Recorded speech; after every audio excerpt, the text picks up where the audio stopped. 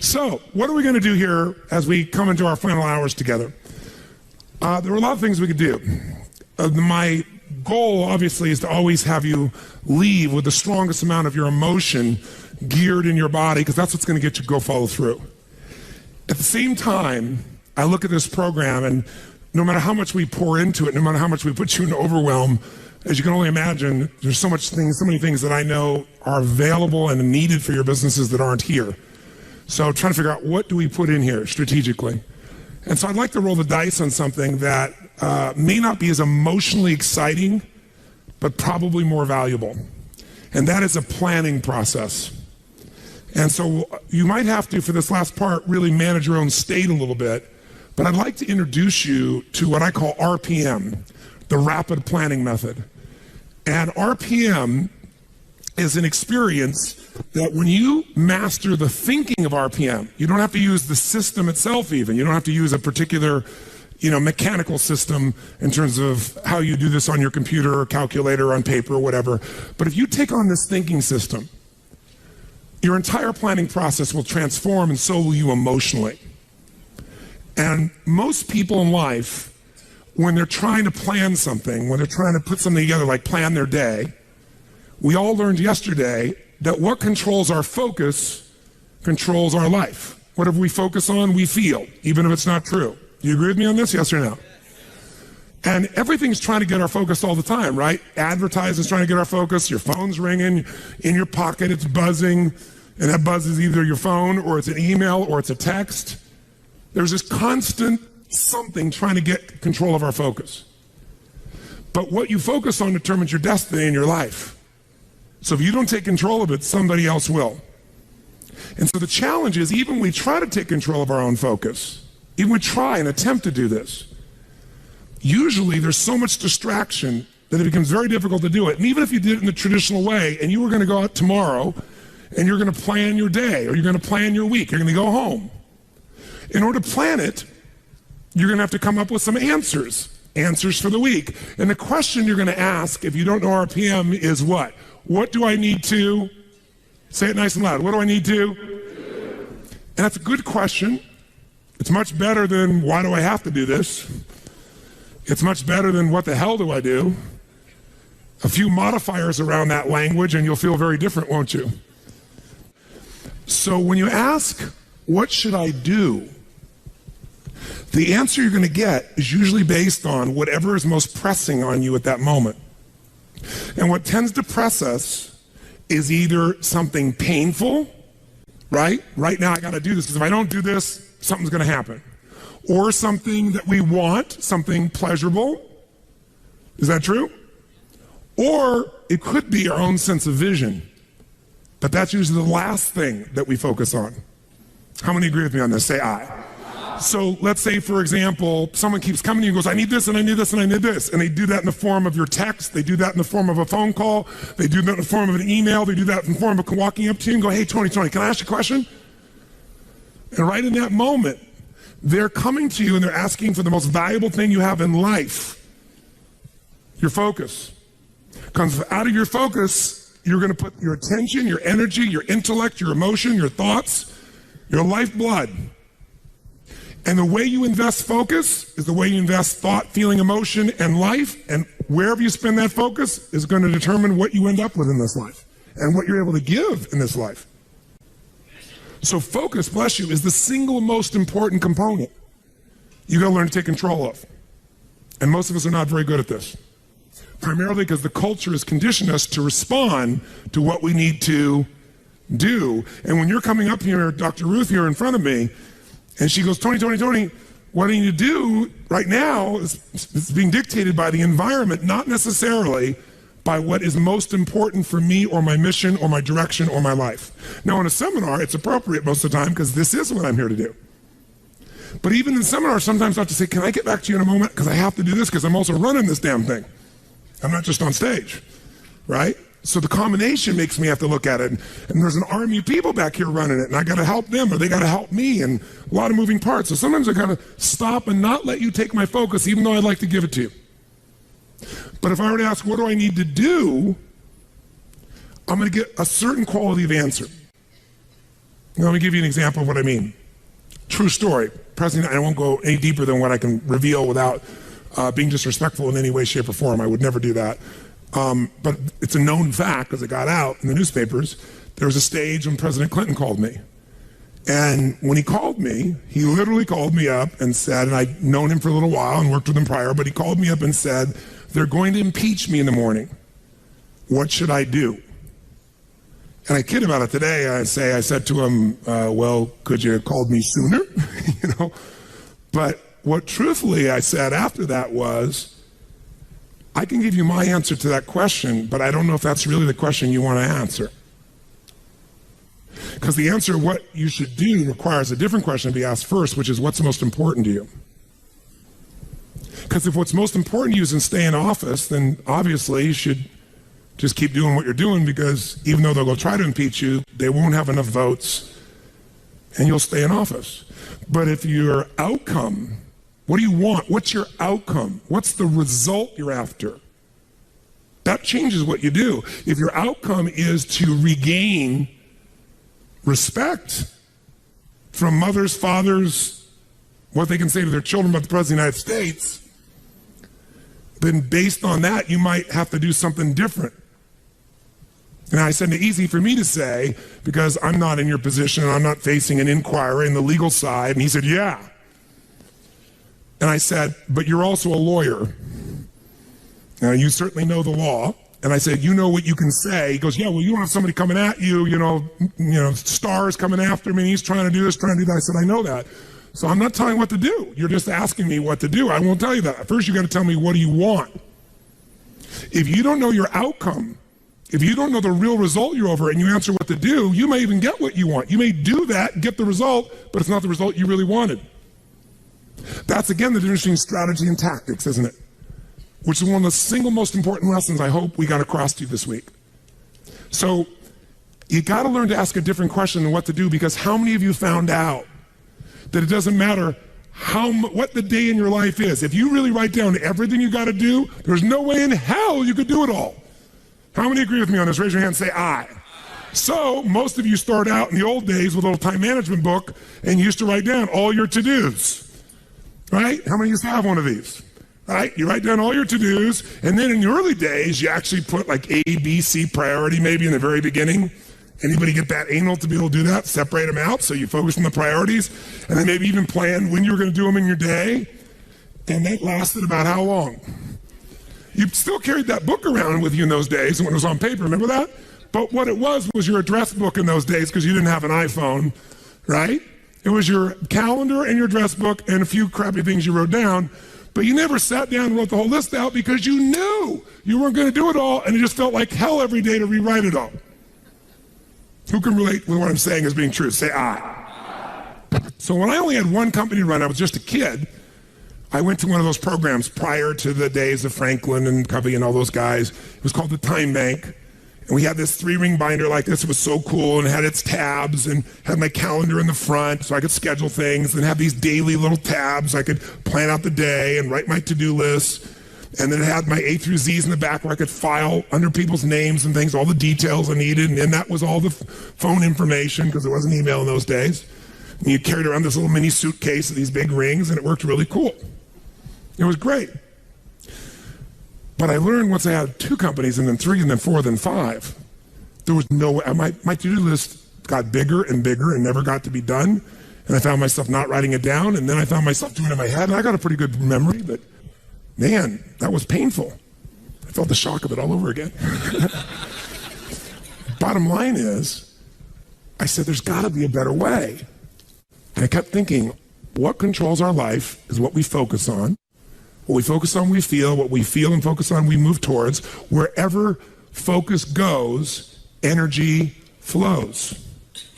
So wherever your focus goes, energy flows. So if I want to control my focus, the most powerful way is by asking what? Better questions. So I need to come up with a better question, because what to do is a painful question. And it's a stupid question very often. When you're starving hungry on the first day, what to do is obvious. Go get some food. But some of you, in spite of the hunger, and those who've never been to a program in my mind, the pissed offness with Tony Robbins that he would go so long, People went back, they go, but this is not right. And so they said, then go get some food. They go, no, but I don't want to miss it. Now, our fault for not communicating in advance, but the point of the matter is most of you decided what to do based on a larger outcome than the urgency of current pain. You decided, no, what's most important is to get this material, even if it's a little painful in the short term. I can eat a little bit. I'm hungry, but I can survive. I am not in Africa. This is not the last meal that I've had for 6 weeks. There may be some body fat I could be burning in the next 2 hours while I'm learning. Who knows? You know, maybe. Maybe I'm not really dying. Maybe that's just the language I use, and the language I use is producing my emotion. People say they're starving. Really? Look in the mirror. Are you starving? No, I didn't say that to anybody because no one came up and said anything to me about it. That Tony. Oh, Tony, will you take a picture with me? Yes, of course, right?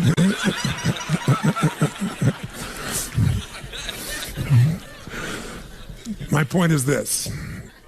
Where focus goes, energy flows. You must control your focus. You do it with questions. If you ask the same questions as everyone else, you end up with the same answers. So, how did Bill Gates change his economic world?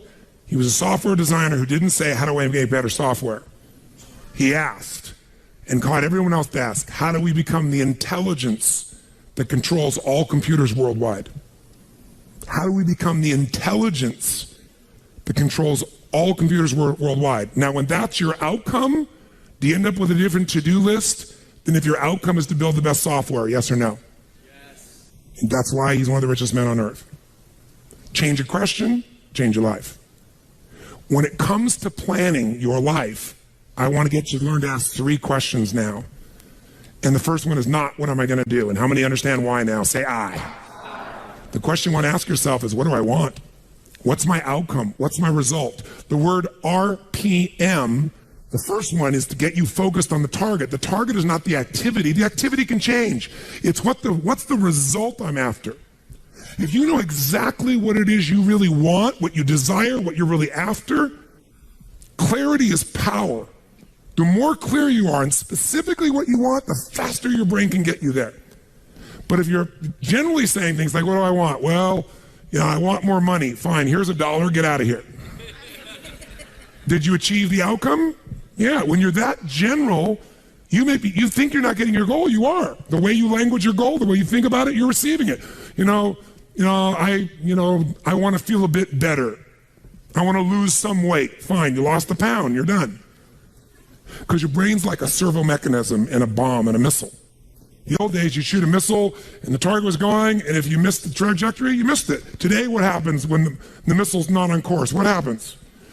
It locks on the heat signature, what does it do? It moves and follows it. That's the way your brain is if it knows the outcome, if it knows the result. So RPM starts with, I got to know the result. This is a results planning system. The rapid planning method, but you can think of it as a results planning system. I need to know the result I'm after before I ever ask myself what to do. That takes more time, but it's worth it. Now, for time's sake, I'm not going to do this with you right now, but I'll tell you what I do when I've taught this to people and I've got a full weekend to do this in. Just to give you a picture. If I asked you right now to write out your name, your full name. Now, some of you abbreviate your signature, but write out your full name in cursive. Go and do that one time. Write out your full name in cursive. I can't even use the word cursive. Is that really the word people still use? It means in handwriting, I guess, but in cursive. Just write it out full name, because you can do this later on. Full name. If you normally abbreviate, don't do that. You have to write out the full name. Now, if I had you get with a partner, and you can try this later if you want. I'm just going to tell you because I don't want to take the time because we have such limited time today. And I have your partner say to you with a stopwatch here, okay, ready? And I go, go. And you write it out. And you tell me when you're done. I go, stop. And I write down how long that was. So let's say you wrote out your signature and it took 5 seconds. And then say, ready? Write it out. Ready? Go. You tell me when you're done. Stop. And I write down 5 seconds. I have to do that 10 times. You'll find in the beginning, you'll be, let's say, 6 seconds. I'm making it up. Everybody's signature is different. And you probably might get down to as little as 5 seconds. If you have like an iPhone, you could do it as a digital stopwatch. You could see the milliseconds. Then I say to you, I want you guys to write every other letter in cursive. In other words, you're going to write half as many letters. How long do you think it would take to do it? Half as much time? Most of you, it'll take twice as much time in the beginning, and then eventually, what's interesting is, if I do it 10 times, and the last 2 or 3, and this makes no logical sense, and again, I don't want to take the time to have all of you do this 10 times, 10 times, 10 times, but you can go do it on your own, I'll just tell you the result. In most cases, even though you're doing half as many letters, you cut it by 2/3 the time. There's something happens when you break an old pattern and you do it fresh. Your brain over the years has learned ways to move more rapidly since when you did your original signature, and you'll do it in 1/3 the amount of time. It'll take twice as much at first, and then it'll cost you 1/3 amount of time. Now let me tell you why I'm telling you this. The system I'm calling the rapid planning method, by the time I show it to you, you're gonna go, this takes more time than just making my to-do list. When will it take more time? When? Initially. But once you get it in your nervous system, it'll take you less time because your brain will be thinking in outcomes and not activities. And when you think in terms of outcomes and not activities, pretty soon some of the activities in your list you don't even need to do to get the outcome. You find a better way to get the outcome quicker. Now, how do you do that? Yes, 3 questions. Question 1, what is my result? What is my outcome? What is it I really, truly want from this? If you're going back next week, and you say this next week, what are the most important what? Outcomes for me to get this week in my business? And you just write those outcomes out, not your action items, the outcomes. If you do that and nothing else, you'll be ahead of the game. And if you just keep looking at those outcomes every day, how am I doing on that outcome? Your brain will come up with ways to get to that outcome. I promise you. Focus on outcomes, not on activities. Action for most people, activities, most people may mistake movement for achievement. They mistake action items and to-dos for achievement. We're after the achievement. Are you with me on this? Yes or no? Yes. It's a different way of thinking, and I think all of you inherently have it. But if you make this ritualized, just like the things you learned this week, they're all great, but if you don't systematize them, they'll work when you do them. But if you systematize them, right? And you see like Mr. Hallman here, where he goes in and just does it and makes sure it's being done again, or what you've seen Chet do, or what I do. You just do it over and over again, you don't miss it. Now the results are geometric. So I want to get you to systematize the thinking, whether you do it visually the way I'm going to show you or not. So, first question, what's the result I'm after? What's the ultimate result? What do I want out of this week, out of this thing, out of my business, out of my life, for my body? And you want to be as what as possible when you describe that outcome, that result. As what? As clear and specific as possible. Generalities will confuse you. So it might take you longer than just writing down call so-and-so to think, if I'm calling my son, I'm going to call Jarek, or I'm going to call my brother. This is what goes through my head before I call him, always. What's my outcome? Because I don't want to just call him. I want Jarek to feel loved by his dad. Or I'm thinking about what's my outcome? I've got to talk to him about this thing that's out there. I've got to make sure I get through to him on this because I want to guide him and move him in this direction. That's what I want to be as his father. I don't want to just chit-chat. I can do that too. If you think before every phone call, before every time you're planning your day, and you think before you have any meeting, what do you think the first thing I ask of anyone when we sit down in a meeting is? Okay, what are your outcomes? What are the outcomes for this meeting? First thing I want to know, because if I know the outcomes, guess what? A lot of meetings, they're done pretty quick. Because if I know the outcome, you don't have to go through all the activities to sell me on it. Just, that's your outcome? How do you want to do it? Sounds good to me? Rock.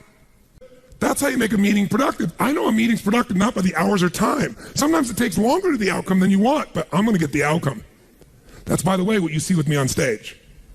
That's why my times vary, but it's based on an outcome. I'm going to get that outcome. I don't give a damn whether it's the right time or not. I want to do it in that time, but I must deliver the outcome. How many get that?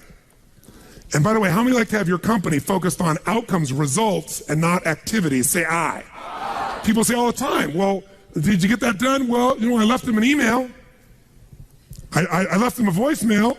I've sent them 3 emails. How many times have you heard that? When that happens with me, I'm like, but I don't show it. I just like, really? Wow, that's fascinating. We'll explain about our culture. It's about getting the result. So I can help you if you can't figure another way to do it, but there may be 12 other things we might want to do. Maybe they don't have the answer. Maybe somebody else can give us the answer. The outcome was to get this information, not to leave an email or 12 or 3 voicemails. That will not do any of us any good. How many follow? Now, whether you get the outcome or not, whether you get that result, will be based, first, do you have clarity? And the second thing is, whether you got enough emotional juice to keep going after it when things don't work out. So the second part of RPM is the purpose. RPM, by the way, how many knows what it means when you increase the RPMs in a car? Anybody here? What does that do? It builds up what? Power, speed. Higher RPMs, you can explode through something, right? You can make something happen. So think of this metaphorically also, this rapid planning method, this result planning method. So it's rapid planning, it's a result planning. You want a results-focused, purpose-driven, massive action culture. That's what RPM stands for. It's how you build up power and you break through. But whether or not you get that result will be, are you clear and specific? But also, do you have enough juice when it doesn't work out? How many of you are going after an outcome in your day or in your week, and for whatever reason, you're not able to get it? The person doesn't respond, they're not there, the thing's not there, something interferes, somebody interrupts you. Who's had their plans interrupted? Raise your hand and say, I.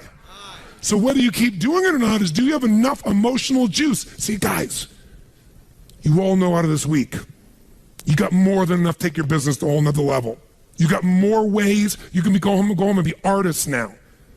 And somebody, went by so fast, but many of you get to the program, you'll watch enough times, you'll be there. Somebody's going to invite us in, we're going to be there and make sure you do it. So it's going to happen.